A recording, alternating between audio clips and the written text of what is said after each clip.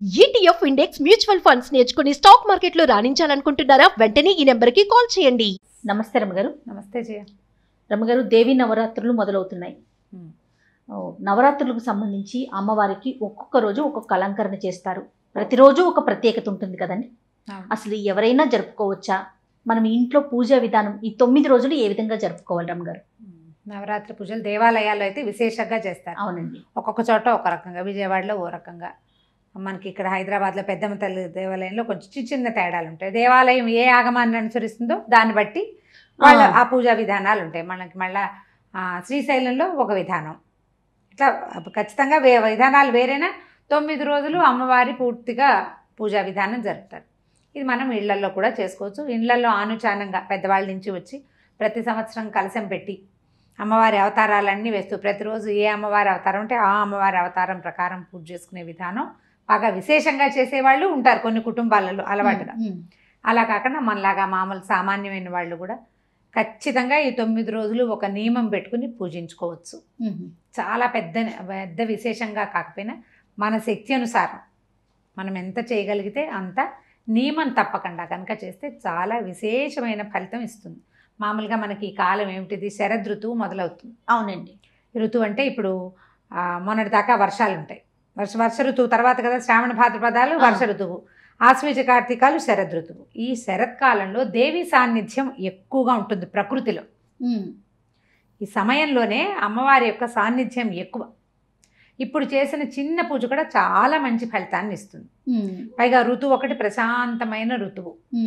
ఇందులో ఏంటంటే ఈ ఋతువులను ఏమంటారంటే యమదంష్టలు అలా చెప్తారనమాట. అనారోగ్యాలు వచ్చే ఋతువులు. వర్షాలు కదా, వానలు పెరిగి వానలు తగ్గుతూ చలి మొదలవుతుంది. అవును, అనారోగ్యాలు వస్తాయి. అలాగని మళ్ళీ ప్రకృతి ఏమో శోభాయమానంగానూ ఉంటుంది. ఈ రెండింటిని బ్యాలెన్స్ చేస్తూ మనం కొన్ని నియమాలతోటి కొంత పూజా విధానం చేసుకుంటే చాలా రకాల సత్ఫలితాలు వస్తాయి. అంటే ఆడవాళ్ళు, మగవాళ్ళు, పిల్లలు, పెద్దవాళ్ళు తేడా ఏం లేదు. ప్రతి ఇంట్లోనూ దేవీ నవరాత్రులు చక్కగా 9 రోజులు చేసుకోవచ్చు. 10వ నాడు విజయదశమి అపరాజిత దేవి పూజ చేసుకుంటాం. మొదటి రోజును మొదలుపెట్టి ఈ దేవాలయాల్లో చేసిన విధానంగా చేయకపోయినా మనకి ఏది వస్తే అది దాంతో మామూలుగా సాధారణంగా అమ్మవారికి ఏం చదువుకుంటారు, అందరూ కూడా లలితా శాస్త్రం చదువుకుంటారు, దేవి ఖడ్గమాల చదువుతారు, లేకపోతే దేవి త్రిశతి చదువుకుంటారు. ఈ 3 కాకుండా చాలా పెద్దదైన సౌందర్యలహరి చదివే అలవాటు కూడా కొన్ని ఇళ్లల్లో ఉంటుంది. మనకు అవి ఏవి రావు, కానీ పూజ చేసుకోవాలని ఉంది. ఒక ప్రత్యేకంగా ఒక అసలు మామూలు మన దేవుడి పూజలోనే అమ్మవారిది ఒక ప్రత్యేకంగా ఒక కొత్త పటం కానీ ప్రతిమ కానీ పెట్టుకోవటం. తొలి రోజున పాడ్యమి నాడు బొట్టు పెట్టి మొదలు పెట్టుకోవటం. ఉభయకాలాలు పూజ చేస్తే చాలా ఫలితం కనబడుతుంది 2 పూటల. ఒకవేళ ఉద్యోగస్తులు చేయలేని వాళ్ళు తప్పకుండా ఒక పూట చేసుకోవచ్చు. సాయంకాల పూజ చాలా అత్యద్భుతమైన పూజగా చెప్తారు. సాయంత్రం పూట పొద్దున ఆఫీస్కి వెళ్ళిపోయినా కూడా సాయంకాలం చక్కగా దీపారాధన చేసుకోవటం. మంచి బట్టలు ఉతికిన, కొత్త బట్టలే అక్కర్లా, ఉతికిన బట్టలు, శుభ్రమైన బట్టలు, మడి కాదు కావాల్సిన శుభ్రత నియమం అది కావాలి. సాయంత్రం 6:30కో 7 గంటలకో దీపారాధన చేసుకోవటం. ఏదైనా మనకు వచ్చిన శ్లోకాలు, పుస్తకాలు ఏమైనా ఉంటే ఆ పుస్తకం పెట్టుకుని మెల్లిగా చదువుకోవటం. పంచోపచారాలు, షోడశోపచారాలు అంటారు. 5 రకాల ఉపచారాలు. 5 అయినా సరే, ధూపము, దీపము, పుష్పము, గంధము, నైవేద్యం. పుష్పంతో ఒక ముందట పువ్వులు సమర్పించడం, గంధాన్ని పువ్వుతోటి అద్ది సమర్పించడం అమ్మవారికి. గంధము పుష్పము ఒకసారి అయిపోతాయి. దీపం పెడతాము, ధూపం వేస్తాము. దీపం ధూపం అయినాయి, 3 అయినాయి. తర్వాతది నైవేద్యం. ఏదోను పండు, ఫలమో ఏదైనా పదార్థం చేయగలిగితే అదో, వడపప్పు, పానకమో, మన శక్తి మేర మన అవకాశాన్ని బట్టి శుభ్రంగా పళ్ళు ఉంటే పళ్ళు, పటిక బెల్లమో ఏదో ఒకటి నైవేద్యం పెట్టడం, హారతి ఇచ్చి నమస్కారం చేయటం. ఇంతే విధానం. దీంతో ప్రతిరోజు నియమం తప్పకుండా 9 రోజులు చేయండి. ఎంత ఫలితం కనపడుతుందో దీని తర్వాత తెలుస్తుంది. ఫలితము అంటే సాధారణంగా మనం ఏమనుకుంటాం, మనకు బ్రహ్మాండం పగిలిపోయే ఫలితాలు అక్కర్లా. సాధారణమైనవి, మానసికమైన ప్రశాంతత, ఇంట్లో ఆహ్లాదకరమైన వాతావరణం, ఏదైనా రావాల్సిన డబ్బులు అక్కడ ఉండిపోయి బాగా డబ్బు వసూలు కాక బాధపడుతుంటాం, ఆర్థిక పరిస్థితులు వెంటనే పైనుంచి పడిపోయినట్టుగా కాకపోయినా నిదానంగా ఈ 9 రోజులు ఎట్లా గడిచినాయో అట్లా మెల్లిగా మన పరిస్థితులు మన చేతిలోకి వస్తాయి. ఇలా ఈ రోజులు మంచివి ఇవి. అవును. ఈ రోజుల్లో మనం అమ్మవారిని తలుచుకోవటం, స్మరించటము, ధ్యానించటము, పూజించటము విశేషమైన ఫలితాన్ని ఇస్తుంది. గుళ్ళో చేస్తున్నారు కదా మనం చేయకపోతే ఏమని కానీ, మన ఇంట్లో లేదు కదా కొత్తగా ఎందుకు పెట్టుకోవటం అని కానీ అనుకోవద్దు. ఎవరమైనా చేసుకోవచ్చు. ఇప్పుడు ఇళ్లలో ఉన్న వాళ్ళు ఏం చేస్తారు, చక్కగా కలశాలు అవి పెట్టుకుంటారు. అవును. అంత పనికి వెళ్ళొద్దు అసలు. అది పెద్ద పని పెద్దది. చేయగలిగితే సరే సరే. కానీ దానికి మంత్రము విధానము చాలా ఉంటాయి. అవన్నిటికీ ఆలోచన ఇళ్లలో ఉండాలి. కానీ మనం ధ్యానించుకోవడానికి ఇంట్లో ఉండక్కర్లా, మనసులో ఉంటే చాలు. దానికి ఆనవాయి ఎక్కర్లేదు, మాకు ఆనవాయితీ లేదండి అలాంటి భయాలు ఏమీ పడద్దు. ఒక్క ఫోటో అమ్మవారిని కనిపించింది మనకి, లలితా త్రిపుర సుందరి కనపడుతుంది, చెరుకు గడ పట్టుకుని అవునండి అమ్మవారు కూర్చుంటుంది, అటు ఇటు లక్ష్మీదేవి సరస్వతీదేవి ఉన్నట్టుంటారు. ఎంత బాగుంటుందో. ఇంత చిన్న ఫోటో కొత్తది కొని పెట్టుకోండి ఈ సంవత్సరం. ఈ 9 రోజులు చేయండి. పొద్దున చేయగలిగితే రోజు పొద్దునే, రాత్రే చేయగలిగితే రోజు రాత్రే. 2 పూట్ల ఇళ్లలో ఉన్నాము చేసుకోగలము అంటే చక్కగా 2 పూట్ల చేసుకోండి. ఒకే స్తోత్రం 2 పూట్ల చదివినా తప్పలేదు. పొద్దున ఒకటి సాయంత్రం ఒకటి గుళ్ళోలాగా చదవాలని హైరాన్ పడద్దు.